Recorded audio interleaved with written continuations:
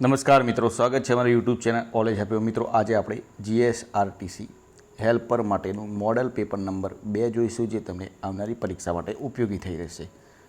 First નંબરનો question: ton કાગળ બનાવવા માટે આશરે કેટલા હજાર લીટર પાણી વપરાય છે? 1 ટન કાગળ બનાવવા માટે આશરે કેટલા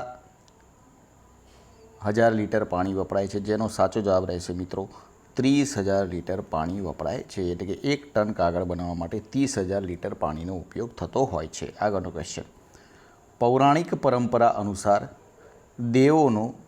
દેવોના પ્રથમ સ્થપતિ કોણ હતા? તો જેનો સાચો જવાબ રહેશે મિત્રો વિશ્વકર્મા. આગળનો ક્વેશ્ચન: કઈ ઋતુમાં નવા પાંદડા ફૂટે છે? તો કઈ ઋતુમાં નવા પાંદડા ફૂટે છે? તો જેનો સાચો જવાબ રહેશે મિત્રો વસંત ઋતુમાં નવા પાંદડા ફૂટે છે. ગેટવે ઓફ ઇન્ડિયા ક્યાં આવેલો છે? તો ગેટવે ઓફ ઇન્ડિયા મુંબઈ ખાતે આવેલો છે. BISનું પૂરું નામ શું છે? તો BISનું પૂરું નામ છે મિત્રો, જેનો સાચો જવાબ ઓપ્શન રહેશે C option, bureau of Indian standard.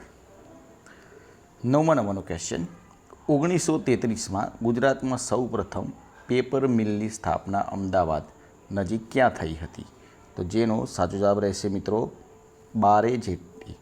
C option સાચો જવાબ રહેશે. અને આ મિત્રો કેટલા પ્રશ્નો સાચા પડે છે તે પણ કોમેન્ટમાં જરૂરથી જણાવજો. ઓપરેશન ફ્લડ કાર્યક્રમ કઈ પ્રવૃત્તિ સાથે સંકળાયેલ છે? તો જેનો સાચો જવાબ રહેશે મિત્રો ડેરી દૂધ ઉત્પાદન સાથે સંકળાયેલ છે. અને આ તમારે આની PDF જોતી હોય તો પણ તમે જણાવી શકો છો. કયા મુખ્યમંત્રીના શાસનકાળ દરમિયાન વડોદરામાં કોયલી રિફાઇનરી કાર્યરત થઈ? તો જેનો સાચો જવાબ રહેશે મિત્રો બળવંતરાય મહેતા. ઇજિપ્તિયન મમીની પ્રતિકૃતિ કયા સ્થળેથી મળી આવી છે? તો ઇજિપ્તિયન મમીની પ્રતિકૃતિ લોથલમાંથી મળી આવી છે.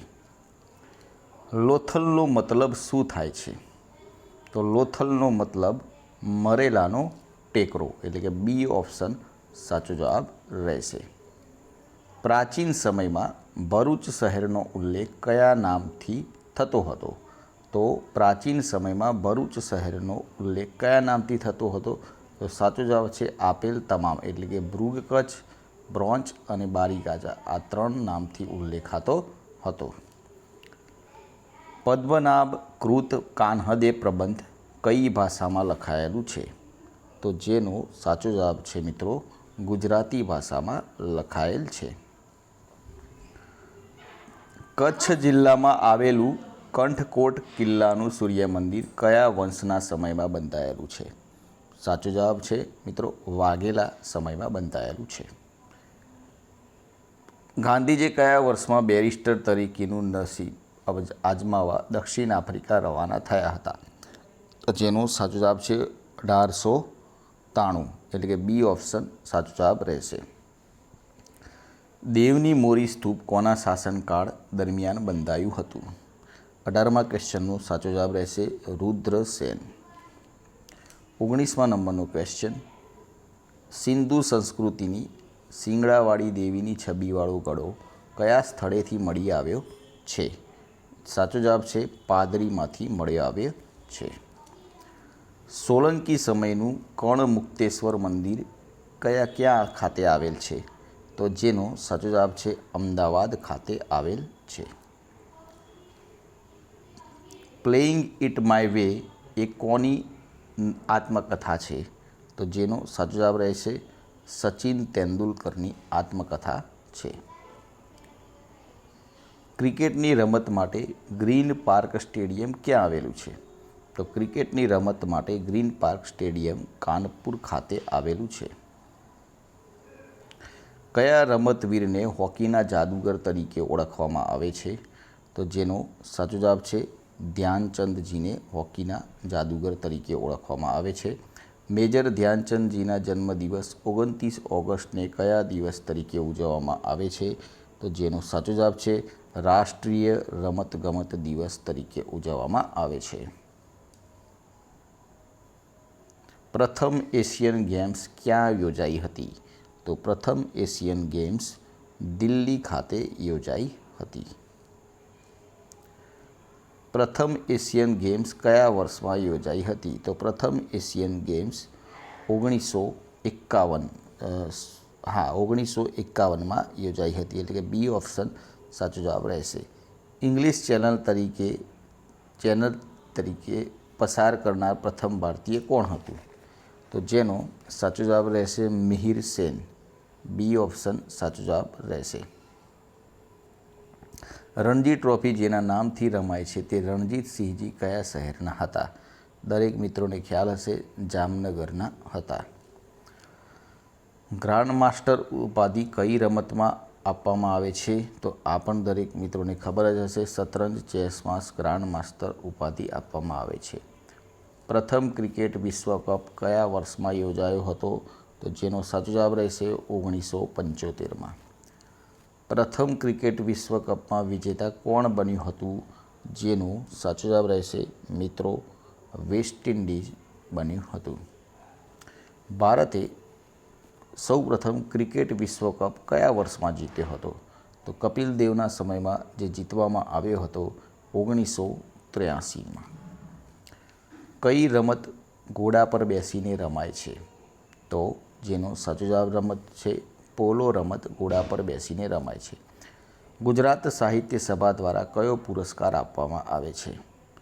જેનો સાચો જવાબ છે રણજીત રામ સુવર્ણચંદ્રક પુરસ્કાર આપવામાં આવે છે. ભારત રત્ન મેળવનાર પ્રથમ મહાનુભાવ કોણ હતા? તો ભારત રત્ન મેળવનાર પ્રથમ મહાનુભાવ ડૉક્ટર સર્વપલ્લી રાધાકૃષ્ણ હતા.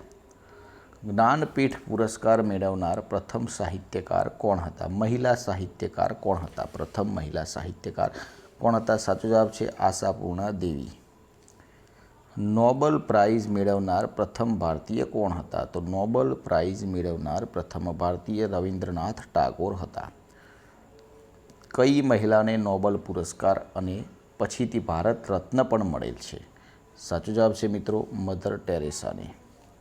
આગળનો ક્વેશ્ચન, રાષ્ટ્રીય વિજ્ઞાન દિવસ ક્યારે ઉજવવામાં આવે છે? તો રાષ્ટ્રીય વિજ્ઞાન દિવસ 28 ફેબ્રુઆરીના રોજ ઉજવવામાં આવે છે.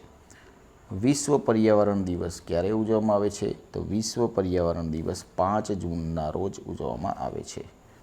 રાષ્ટ્રીય શિક્ષણ દિન ક્યારે ઉજવવામાં આવે છે? તો જેનો સાચો જવાબ રહેશે મિત્રો 11 નવેમ્બર. અહીં મિત્રો ધ્યાન રાખજો, શિક્ષક દિન અને શિક્ષણ દિન આ બેમાં ફેર હોય છે. શિક્ષણ દિન 11 નવેમ્બરના રોજ ઉજવવામાં આવે છે, જ્યારે શિક્ષક દિન 5 સપ્ટેમ્બરના રોજ ઉજવવામાં આવે છે. એટલે કે આગળનો ક્વેશ્ચન, રાષ્ટ્રીય શિક્ષક દિવસ 5 સપ્ટેમ્બરના રોજ ઉજવવામાં આવે છે. શિક્ષક દિવસ જે છે એ ડૉક્ટર સર્વપલ્લી રાધાકૃષ્ણની યાદમાં ઉજવવામાં આવે છે. શિક્ષણ દિન મૌલાના અબુલ કલામની યાદમાં ઉજવવામાં આવે છે. ભારતના પૂર્વ રાષ્ટ્રપતિ અબ્દુલ કલામનું પુસ્તક કયું છે? તો જેનો સાચો જવાબ છે મિત્રો અગનપંખ વિંગ્સ ઓફ ફાયર. ગાંધીજીએ કોને રાષ્ટ્રીય શાયરનું બિરુદ આપ્યું છે?